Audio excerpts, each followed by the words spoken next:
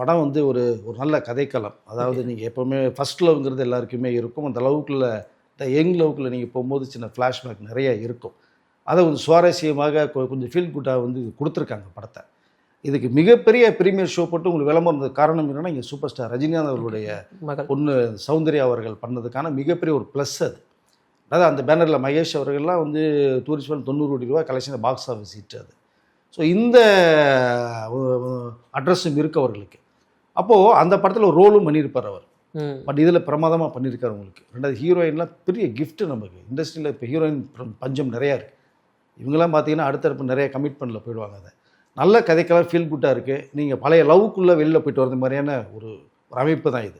அதனால் இப்போ இருக்க இந்த 2K கிட்ஸ் ஜென்சி கிட்லாம் பார்த்தீங்கன்னா ரொம்ப லைக் பண்ணுவாங்க. நீங்கள் பிரேமம் படம் மலையாளத்தில் போய் தமிழில் டப்புன்னு விட்டு அவ்வளோ சூப்பர் டூப்பர் ஹிட் ஆச்சு உங்களுக்கு. ஸோ அதில் எப்படி ஃபீல் பண்ணிங்க? 3 லவ் சொல்லியிருப்பாங்க. அதே மாதிரி தான் 96 நீங்கள் ஆஃப்டர் 20 இயர்ஸ்க்கு அப்புறம் மீட் பண்ணுற ஒரு குரூப் போது. ஸோ இதெல்லாம் மிக்ஸ் பண்ணி தான் பண்ணியிருக்காங்க. பட் இது வந்து பெரிய வந்து என்ன எக்ஸ்ட்ராடனரி ஸ்கிரிப்ட்லாம் நம்ம சொல்ல முடியாது. ஓகே, ஒரு நார்மல் லைன் ஸ்கிரிப்ட் தான்.